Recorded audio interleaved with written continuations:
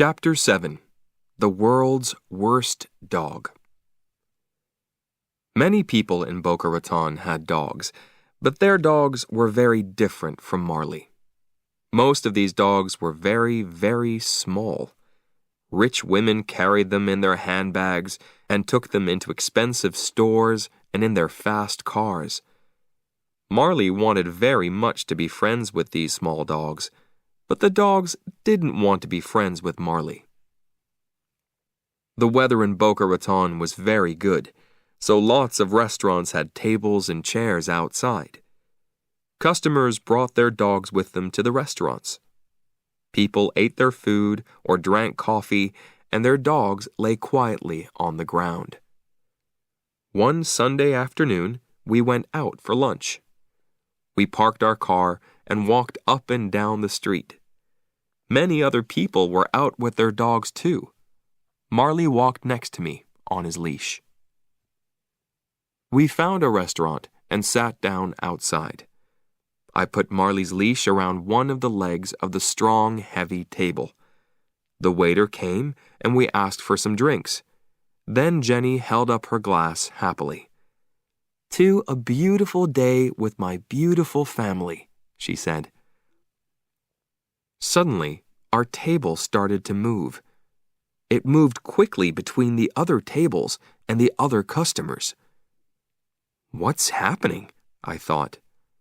Then I saw a small white dog across the street. "Marley's going to that dog," I shouted. "We have to stop him." We jumped up and ran after Marley and the table. "Sorry, sorry, sorry," we shouted to the other customers. I ran and grabbed the table. Jenny grabbed it too. We held it and it stopped moving. I turned around and saw the faces of the other customers. Everybody looked at us with their mouths open. We carried the table back to its place and a waiter came. "I'll get some more drinks for you," he said. "No," said Jenny. "We'll pay for our drinks and leave." Jenny and I had another baby. This time it was a girl, and we named her Colleen. When Colleen was 2 months old, I had my 40th birthday. I wanted to do something exciting on my birthday, but it was a very quiet day. When I arrived home from work, Jenny was tired. By 8:30, all 3 children were asleep, and Jenny was too. I felt a little sad. I took a drink outside. I sat and looked at the ocean. Marley lay on the ground next to me.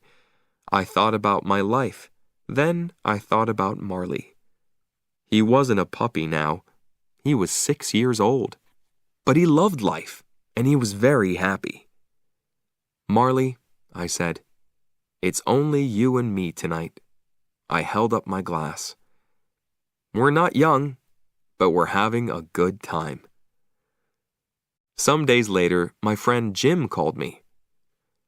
"Let's go out for a drink on Saturday," he said. Jim came for me at 6 o'clock, and we went out to a bar. We talked and laughed. Then the barman called out, "Is John Grogan here? There's a phone call for John Grogan." It was Jenny. "The baby's crying," she said. "Can you come and help me?" "I'll take you home," Jim said. When we turned into my street, I saw a lot of cars. "Somebody's having a party," I said. Jim stopped the car outside my house, and I invited him inside. Then, suddenly, the front door opened. Jenny stood there with Colleen in her arms. She had a big smile on her face. I looked into the yard. There were lots of people around the pool. My friends and neighbors. "Happy birthday, John!" they shouted. I wanted to take Marley to the beach. You couldn't take pets onto most beaches in South Florida, but one small beach was different. Everybody called it Dog Beach. On Dog Beach, dogs could run freely. They didn't have to be on a leash. One morning in June, I took Marley to Dog Beach. There were lots of people with dogs, but the dogs were on leashes. "What happened?" I asked a man. "The police came," the man said. "We have to use a leash." So I walked Marley on his leash, but I felt sorry for him. After our walk, I gave Marley a bowl of water. Then a man arrived with a big black dog. It looked dangerous. "Don't be afraid of him," said the man. "This is Killer, but he's very friendly. He doesn't fight other dogs." I told the man about the police. "That's stupid," he shouted. "This is Dog Beach." He took off Killer's leash, and Killer ran into the water. Marley looked at Killer, and then he looked at me. I could read his thoughts. "Please, please, please, I'll be good." I looked around the beach. I couldn't see any policemen. I took off Marley's leash, and he ran into the ocean after Killer. Marley and Killer played happily in the water. Other people watched them. Then they took off their dogs' leashes too. The dogs ran into the water. But then Marley started to drink from the ocean. "Stop that, Marley!" I cried. "You'll be sick!" But Marley didn't listen to me, and he didn't stop drinking. Then he started to turn around in the water.